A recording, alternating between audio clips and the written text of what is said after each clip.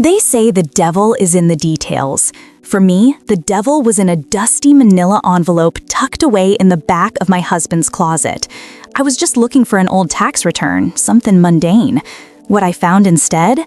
It wasn't just a skeleton in his closet, it was a whole other graveyard, a whole other life he'd been living right under my nose. And let me tell you, that discovery hit me like a ton of bricks. It wasn't just a shock, it was a demolition. It was the kind of impact that doesn't just crack the foundation, it pulverizes it into dust, leaving you standing in the rubble of everything you thought was real, wondering how you never heard the dynamite being planted. I need you all to understand, our life wasn't just good. It was the kind of good people get jealous of. The kind of good you see in commercials for life insurance or a new brand of coffee. The kind that seems too perfect to be real. But for me, for 15 years, it was. We had the house with the deep porch and the swing that creaked just right in the summer breeze. We lived in a town so small, so interwoven, you couldn't sneeze on Elm Street without someone on Oak Avenue saying, "Bless ya," from 3 blocks over. It was a Rockwell painting come to life, and I was living right in the middle of it, smiling like I belonged there. For 15 years, my husband, Mark, was my rock. He wasn't just my husband, he was my compass, my anchor, the steady hand on the small of my back that told me everything was going to be okay. He was a traveling salesman, dealing in industrial parts, a job that sounded as boring as it probably was. It meant he was gone a few nights a week, crisscrossing the state in his sensible sedan. But that was just part of our rhythm. His absence was as predictable as his return. He always called at 9 o'clock sharp, every single night he was away. I could set my watch to it. His voice would come through the line, a little tired from the road, asking about my day, telling me a story about a grumpy mechanic or a terrible diner meal. And every single call, without fail, ended with the same 3 words, "I love you." He said it like he was saying his own name, like it was an undeniable fact of his existence. And I believed him. I never had a single reason to doubt the man. He was as steady as a sunrise, as reliable as the tide. I built my entire world on the foundation of his faithfulness. It was a foundation I thought was made of solid granite, but it turned out to be nothing more than sand, and the tide was about to come in. Looking back, the signs were there. Of course they were. They're always there, aren't they? But they were small, like hairline fractures, in a foundation you never think to inspect. Tiny little tells I dismissed as quirks, as just part of who he was. The way he'd get twitchy if I picked up his phone, even just to check the time. He'd snatch it back with a forced laugh. "Just work stuff, honey. You'd be bored to tears." I'd laugh along with him. Why wouldn't I? I had no interest in his spreadsheets and order forms. The work trips to the same region over and over again, the same cluster of towns, a 2-hour drive east, became his regular haunt. I asked him about it once, casually, while we were doing the dishes. "Don't you ever get sick of that area? Seems like all your business is in one corner of the state." He just shrugged, his back to me as he scrubbed a plate with a little too much force. "It's where the money is, babe. The factories are all concentrated there. I hate it, but it pays the bills." I remember feeling a pang for him, for being trapped in a job he so clearly despised, a job that took him away from me. I saw it as his sacrifice for us. I never once considered it might be a cover for something else. I chalked it all up to him being a private man who hated his job, a man who compartmentalized his work life from his home life. I was a fool, plain and simple. I wasn't just wearing rose-colored glasses. Glasses. I was living in a rose-colored house with the windows painted shut. I was so busy being happy, so wrapped up in the beautiful lie we had built, that I didn't see the rot setting in right under my feet, eating away at the floorboards until there was nothing left to stand on. It all came crashing down on a rainy Tuesday in April, the kind of miserable gray day where the sky just weeps and doesn't stop.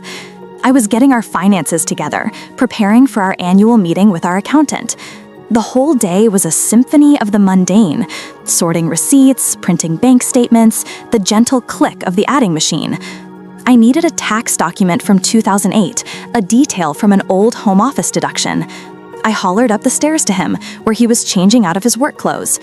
"Honey, where's that old tax file, the one from '08? His voice came back, muffled by the second floor. "Should be in the big box in my closet, the one on the top shelf." I sighed, pushing my chair back from the dining room table. As I went upstairs, the only thing on my mind was the annoyance of digging through a decade-old box of paperwork.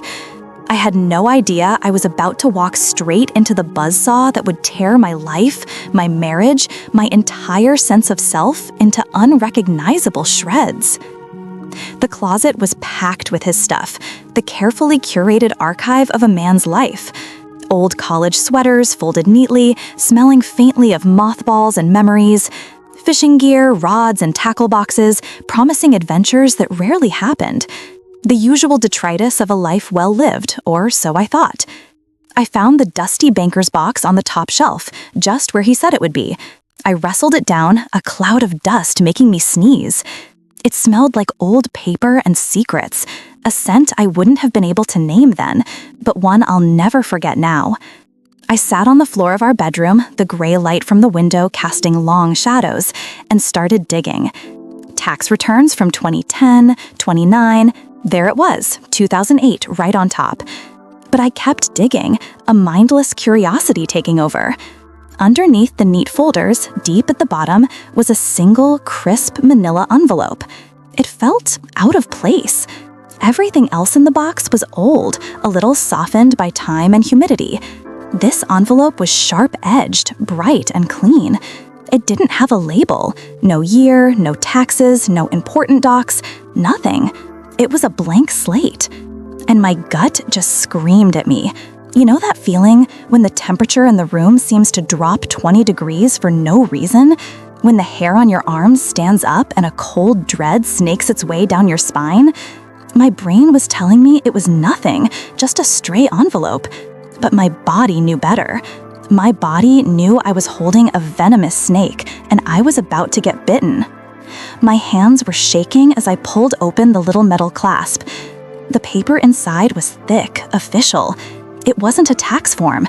It was a birth certificate, a certified copy with the raised state seal in the corner. I scanned the details, my brain trying to make sense of it, trying to fit this foreign object into the neat puzzle of my life. Date of birth, 7 years ago, a date in early May. I did the math in my head. Mark had been on a work trip that week. He'd missed my cousin's wedding. He'd said he was so sorry that a huge deal had come up. Mother's name, Sarah Jensen, a woman I'd never heard of. My mind raced through every friend, every acquaintance, every colleague he'd ever mentioned. The name was a blank. And then I saw it. The line that made the world tilt on its axis. Father's name, Mark Daniel Peterson. My Mark, the full name he only used on legal documents. My breath caught in my throat, a painful, sharp gasp. The air felt thick, unbreathable. And below his name, the final, gut-wrenching detail. The child's name, a boy, named Daniel. He had named his secret son after himself. He had given his own middle name to the child of his secret life. The air didn't just leave my lungs, it was ripped out of me. The whole world seemed to shrink down to that one piece of paper, to that name printed in cold official ink. Daniel, a son, a 7-year-old son. I just stood there, frozen, the paper shaking in my hand like a leaf in a hurricane. My knees felt weak, like they might buckle at any moment. The whole world went quiet. The sound of the rain outside faded away. The ticking of the clock on the bedside table disappeared. All I could hear was the frantic, panicked drumming of my own blood in my ears. And in that terrible, suffocating silence, I heard a sound. A familiar, everyday sound that suddenly felt like a gunshot. The low rumble of the garage door opening. He was home from work early. He must have forgotten something. My heart hammered against my ribs like a trapped bird beating its wings against a cage, desperate and futile. The piece of paper in my hand felt like it weighed 1,000 pounds. What was I supposed to do now? What do you do when you find out your entire life is a lie, and the architect of that lie is walking up the stairs?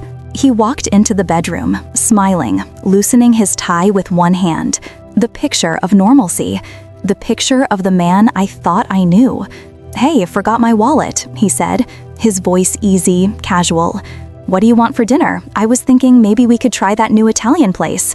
The words floated in the air, so mundane, so utterly disconnected from the bomb that had just detonated in my hands, it made me sick to my stomach.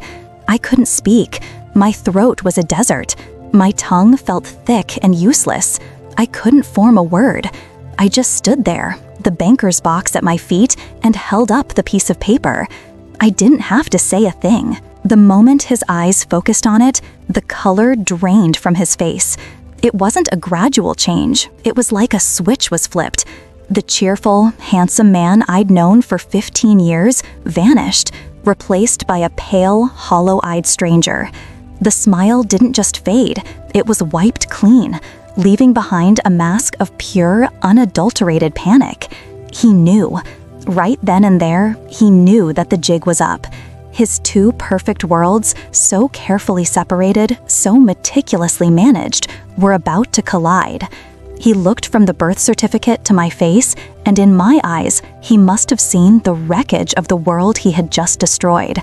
The silence in that room was so loud it was deafening. It was a silence filled with 15 years of unspoken lies, of secret phone calls, of a whole other life lived in the shadows. It was the sound of a marriage dying, right there in the gray afternoon light. He didn't even try to lie. Maybe he saw the futility of it. Maybe on some level, he was tired of the performance. The whole sordid, ugly story just spilled out of him, not in a torrent of remorse, but in a flat, monotone confession, like he was reading an inventory report. The other woman, Sarah, was in a town 2 hours away, the town he always went to for work. She was a client he'd met 8 years ago. The affair had started, and then, a year later, the son, Daniel. For 7 years, he had been living 2 completely separate lives. He would pack his bag for a business trip, kiss me goodbye at the door, and drive 2 hours east to his other home. He had a key, he had a toothbrush in the bathroom, he had a son who called him daddy, he attended parent-teacher conferences, he went to Little League games on the weekends. I thought he was stuck in meetings. He wasn't a husband, he was a damn landlord, managing 2 properties. He wasn't a man, he was a committee. He had a wife for the weekdays and a family for the weekends. A whole life, a whole person, a child, tucked away like a dirty secret. And I had been sleeping next to the secret keeper for a decade and a half. My mind was reeling, trying to process the sheer scale of the deception. It wasn't just a one-night stand. It wasn't a fleeting mistake. It was a calculated, long-term, parallel existence. He had made thousands of choices, told thousands of lies, day after day, year after year, to maintain this charade. While I was at home, missing him, trusting him, he was playing house with them. I finally found my voice. It came out as a raw, broken whisper. It was the one question that was burning a hole in my soul, the only thing that mattered in that moment of absolute ruin. Why? He looked me dead in the eye then. There was no apology in his gaze, no regret, no pain, nothing. Just a flat, empty calmness that was more terrifying than any anger would have been. And he said the words that shattered what was left of my heart into a million microscopic pieces. Because I love her too. What would you even do if you heard those words from the person you trusted most in the world? From the person whose name was basically synonymous with safety and love in your mind? I honestly want to know. Drop it in the comments. Because in that moment, I had no answer. I had nothing. It wasn't just heartbreak, it was annihilation. To be told that the love you built your life on wasn't unique, that it was something he could just replicate 2 hours down the highway, it invalidates everything Every memory, every I love you, every shared laugh, it all becomes a lie. He left that night. He packed a small bag and said he would go to a hotel to give me space. Space. The sheer audacity of that word. The man had a whole other life in another zip code, a whole other family, and he thought a night on the couch or in a Holiday Inn was the appropriate solution. As if this was a simple argument about money or taking out the trash. He walked out the door, and the click of the lock behind him was the loudest sound I had ever heard. I didn't watch him go. I just stood in the bedroom, then my legs gave out, and I slid down the wall to the floor. I sat there on the carpet where we had slow danced on our 10th anniversary, and I cried until I had nothing left. It wasn't a quiet, dignified cry. It was a primal, ugly, soul-tearing sob that racked my entire body. I cried for the woman I was yesterday, the naive, happy woman who thought her life was perfect. I cried for the 15 years I had invested in a lie. I cried until my throat was raw and my eyes were swollen shut, and there were simply no more tears to cry. The whole house felt haunted. Every object, every piece of furniture seemed to mock me. The wedding picture on the dresser felt like a cruel joke. The two smiling faces, so full of hope and promise, were strangers to me now. Every picture on the walls felt like a lie, a carefully staged scene in a play where I was the only one who didn't know the script. I don't know how long I sat there on the floor, in the dark, surrounded by the ghosts of a life that was never real. It could have been hours. Eventually, my hand found my phone. My fingers, clumsy and shaking, dialed the only number they knew to call in a crisis. My best friend, Brenda. I couldn't even form words. All that came out was a choked, gasping sound. She didn't need words. She just said, "I'm on my way." 10 minutes later, her headlights swept across the living room wall. She came in not with hugs and platitudes, but with a bottle of cheap wine, a box of tissues, and a look of grim determination on her face. She sat on the floor with me, poured 2 glasses of wine, and listened as the whole ugly story came tumbling out between hiccuping sobs. When I was done, when the whole story lay exposed and rotting on the floor between us, she didn't give me pity. She didn't say, "Oh, you poor thing." She gave me fire. She took my hand, her grip surprisingly strong, and looked me right in the eye. "Honey," she said, her voice low and fierce, "you can either let this weasel, this spineless, two-faced worm, ruin you, or you can get mad. You can sit here and drown in this, or you can start building a life raft out of pure anger. And it's high time you got mad." She was right. As the cheap wine burned its way down my throat, something inside me shifted. The grief, the soul-crushing sadness, didn't disappear, but it receded. And in its place, a different feeling began to grow. A cold, hard, diamond-sharp fury.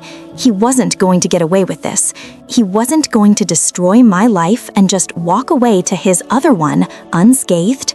He thought he could manage 2 lives. He had no idea what it was like to face one woman who had absolutely nothing left to lose. The next morning, I woke up on the couch, my neck stiff, my head pounding, but with a clarity I hadn't felt in 15 years.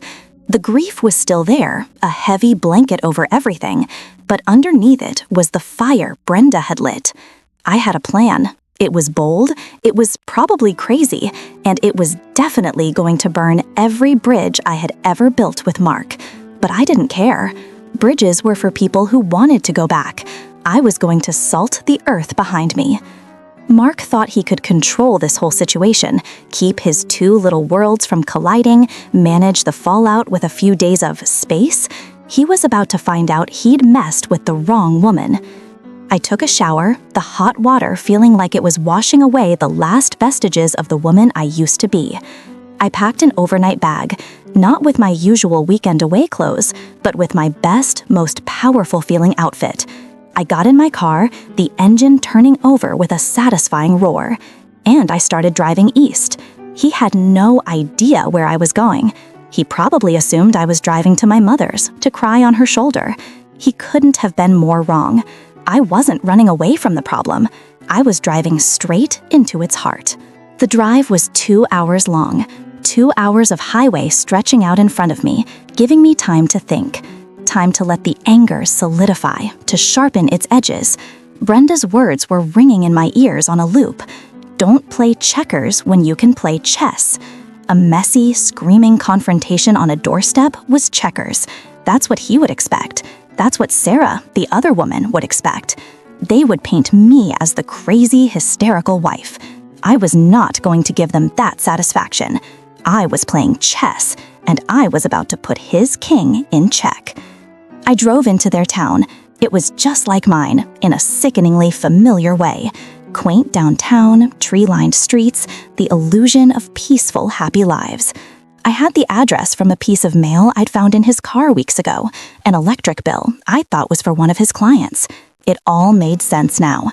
I drove right past his other little perfect house. It had a porch swing too, of course it did. There was a small blue bicycle lying on its side in the perfectly manicured lawn. The sight of it was a physical blow, a confirmation of the life he had built, the life my money, my support, my ignorance had helped fund. I saw a woman's face in the window for a fleeting second. Sarah. I didn't slow down. I didn't even turn my head.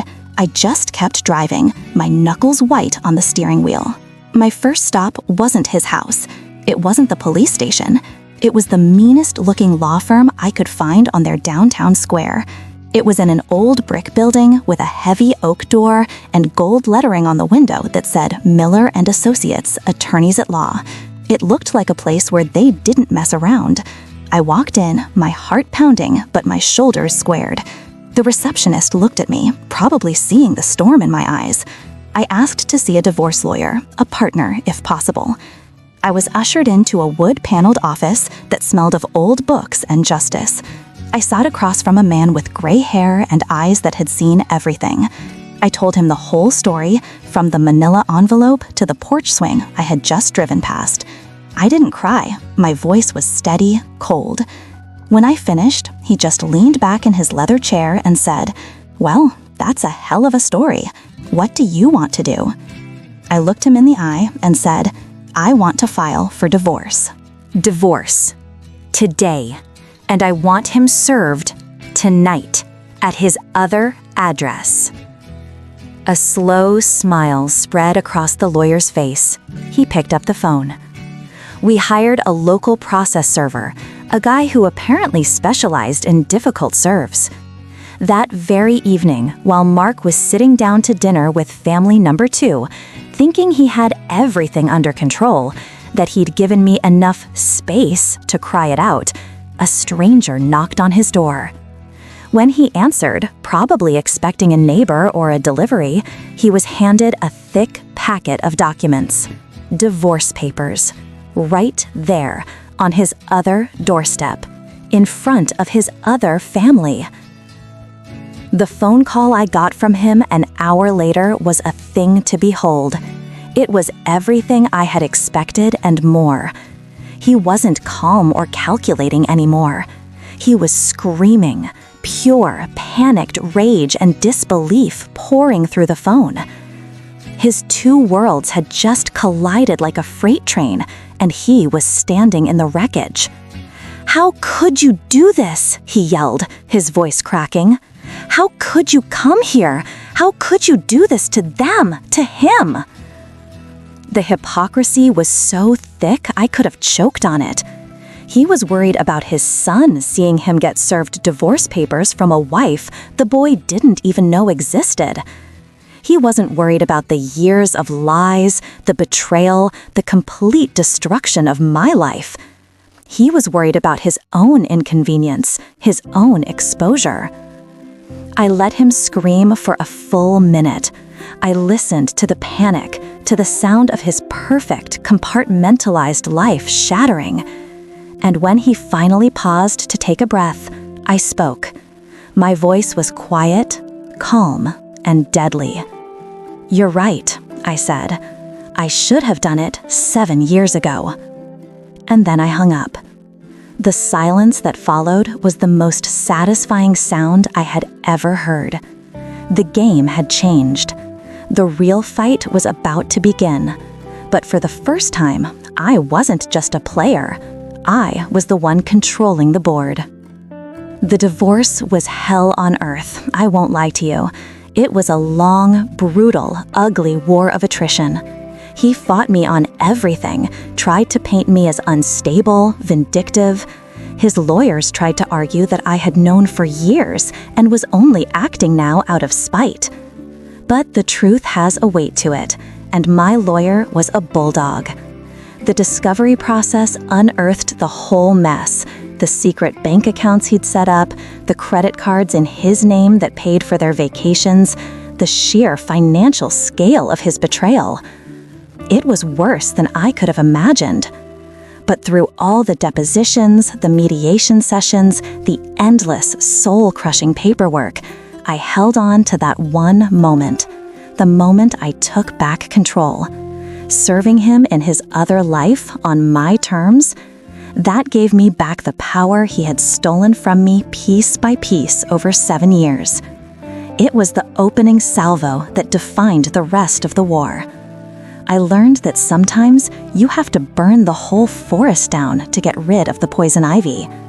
It's a painful lesson, and you lose a lot of good trees in the fire, but it's necessary. You can't heal, you can't have new growth until you've cleared out the poison that was killing everything from the roots up. My life isn't that picture-perfect thing anymore. The house with the porch swing was sold. The town that felt like home now just holds memories I'd rather forget. My life is real now. It's messy, it's complicated.